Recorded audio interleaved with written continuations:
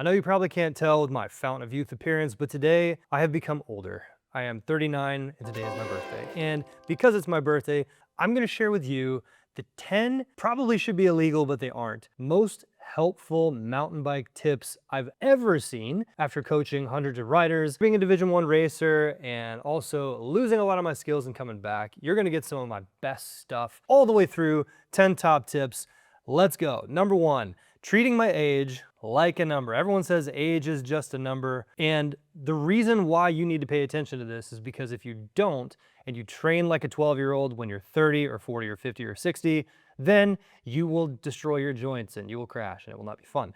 So what I've found for me is that if I train like my age, then I get a really good result. And so what I've done differently from my 20s and teens is I have focused almost entirely on longevity. So does it mean that I don't do weightlifting? No, I still do weights, but I do them for longevity. Does it mean that I don't do plyometrics? No, I still do plyometrics, but I do them so that I keep my nervous system woken up. It's not like I'm trying to go beat my 10-year-old self. So I got an example for you. So instead of letting my 40-yard dash time go to complete waste, since I'm getting older, I wanted to see what I could still do. So my 40 dash time in high school was a 4.7 second. Pretty good. And the other day I did it in 6 seconds.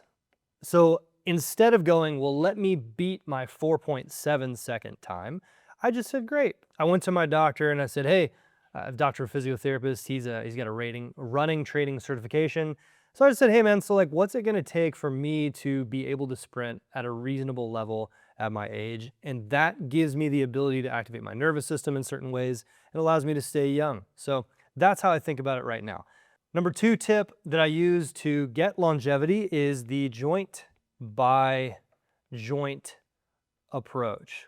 I got to give credit to my brother-in-law, John Lindsay, who has pioneered this with over 4,000 athletes that he's personally worked with over the last decade and a half. I use this, and when I first started doing it about 6 years ago, my thought was, man, this is really for the old guys. Why do I need this? I mean, I'm a pretty good athlete, right?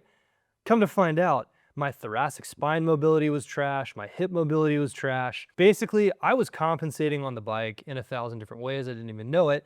And this joint by joint approach is something that I've done. Now, why is this so important? Because when you do a complex compound movement, like a squat or a hinge on the bike, or you are doing something like trying to corner, and you have one part of your body that has immobility in it, you just pass that mobility off to other joints that are not supposed to do that job. And so if you are in your 30s, 40s, 50s, you are trained to be a straight person.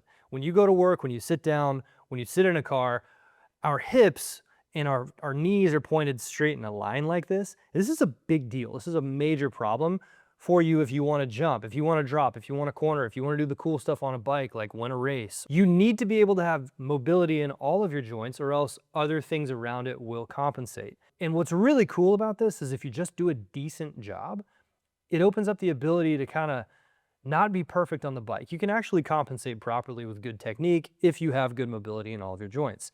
Hey, if any of this is helping you, go ahead and subscribe to the channel because this winter I'm dropping a free fundamentals course that only my subscribers are going to get. I've got a software that finds anyone and everyone who is subscribed to the channel, and it gives you access for free to this fundamentals course. So go ahead and click subscribe now, and I'll make sure and get it over to you. Number three, I use a team of professionals, okay?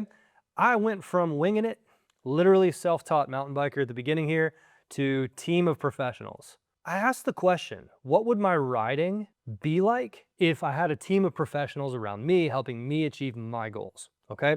It's something I used to do. I actually built the coaching industry. So if you guys have ever seen an online coaching company that does a really good job, there's a good chance that I worked with them. I worked with 400 companies, and every single one of the successful companies that I ever saw, 100% of them had a team of professionals around them, showing them how to solve problems in their online coaching business. So very familiar with this. I just applied that principle over here to my riding. So right now I have a doctor of physical therapy. I have a chiropractor. I mean, I meet with the guy every 6 months and he does neuromuscular training with me.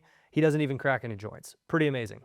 I have a movement practitioner. I also have professional coaches. I am a professional coach. I have professional coaches. It just kind of works that way. So when you put all these things together, you've got the mind, the body, you've got the athleticism covered, and it's pretty awesome. So I want to give a shout out to Dr. Matt at Flashpoint Performance. I want to give a shout out to Dr. Wentworth. I want to give a shout out to John Lindsay, the movement journey guy. Love him. He's my brother-in-law. And then I've also got pro coaches I surround myself with. Huge shout out to Shams March. Shams was one of the original Red Bull Rampage competitors, original Red Bull athlete. Essentially, he built up the bike instructor certification program from the ground up and has certified over 3,000 instructors worldwide. Plus, he's a really cool guy. Shams was my mentor for quite a while, and Shams has done a great job of turning me into the rider that I am today. So this team of professionals allows me to get what others don't have, which is insight and input. I'm going to talk about that a little bit later. So let's move on to number 4. Number 4 is protect my wake time and my bedtime. All right, this gives me 3 huge benefits. Number 1, recovery. Your body recovers during deep sleep. You optimize deep sleep when you give your body a window that it knows it's going to bed in and waking up in. It just figures it out. So recovery is number 1. Number 2 is T, or testosterone. The number 1 reason why your testosterone is low is because of high stress, low recovery. Okay, so T, get your testosterone checked, fellas. Get it up by going to bed and waking up at the same time every night. And the final benefit of this is a clear head. It clears out inflammation, it helps me heal, and when I've got a clear head, I'm able to do not just family duties like taking care of my wife and kids, taking care of my 3 acres here, and making sure that I build a great program for people with the Mountain Bike Academy, but it allows me to do all these things with style and have fun doing it. So it's great. 39, better mentally than I ever was when I was 20 years old, all right? Number 5 is recover like a boss with no alcohol or sugar. Okay, so I've eliminated about 98 to 99% of junk alcohol and sugar, grabbing a couple of beers after a ride. I'm just not about that. You know, I think it's fine if that's what you're into, but your performance will suffer for 4 to 5 days after this at work, with your family, with your recovery. You just can't recover if your body is in an inflamed state. Okay, inflammation is bad. It leads to cancer, it leads to death. It's horrible. So why not just get rid of it completely and be an athlete? That's my philosophy. Love it or hate it. Cool.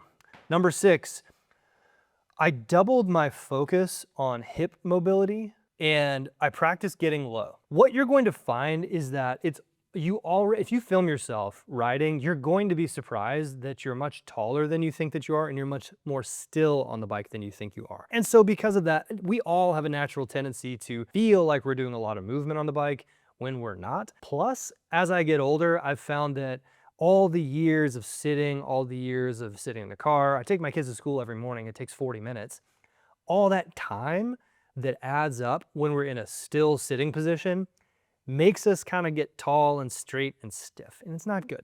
So I have doubled my focus on hip mobility. Almost every bit of training that I do has something to do with moving the hips. So I start with something every day called a hip car. That is where I take my hips through a complete range of motion and reintroduce that movement to my body. Do it daily. It's super underrated. It's harder than it looks, and most of you can't even do this at all. Why? Because, again, I've worked with hundreds of athletes.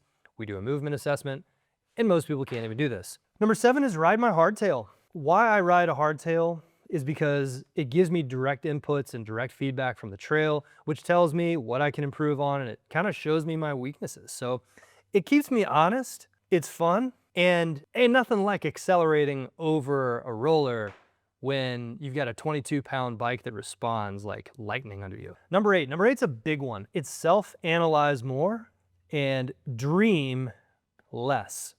What I used to do, especially when I was in college, is I would sit there in physics class and I would imagine myself in calculus class doing backflips and riding trails that are crazy, and I would just dream and dream and dream, and I had no limit to what I could dream on. It was very helpful because back then you could dream and do when you're 18, 20 years old.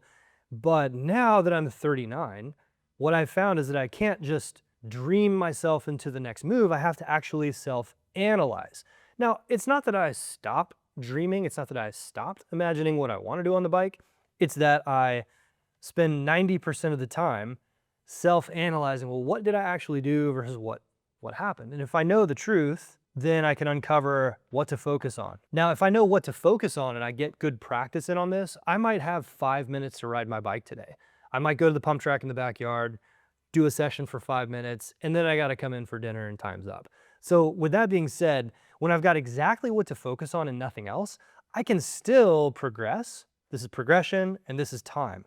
So even if I have a little bit of time, I can still make massive progress with all of my inputs here. And this allows me to, frankly, keep all the fluff out. I don't have time to not make progress. I got some big goals. So instead of just dreaming about them and not having a plan, I self-analyze. I film myself riding, I get help from my coaches, and I progress. Number 9, I punish the body less and I take it easy a little bit more. So just less punishment. So a couple things that I've done is I bought an excavator. I have arthritis in all of my hands and my wrists and my neck, and I feel it if I go out there for 3 hours and I'm packing by hand, and if I'm digging by hand, it's just a little too much. So I've moved to 90% excavator work and then a little bit of finish work, and I make sure and tape my hands up. It's a lot of fun. Another thing I do is instead of doing heavy squats all the time, I use something called blood flow restriction training. And so BFR allows me to do things like push-ups, curls, and squats. And I don't actually have to load my joints, but I simulate what the muscles stimulation needs to be by restricting the blood flow. So I use BFR cuffs, and I use a company called Suji.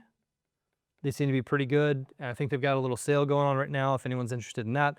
I would actually get a doctor recommendation if you're going to use something like that, but that allows me to stimulate growth in the body without necessarily punishing it at the same time.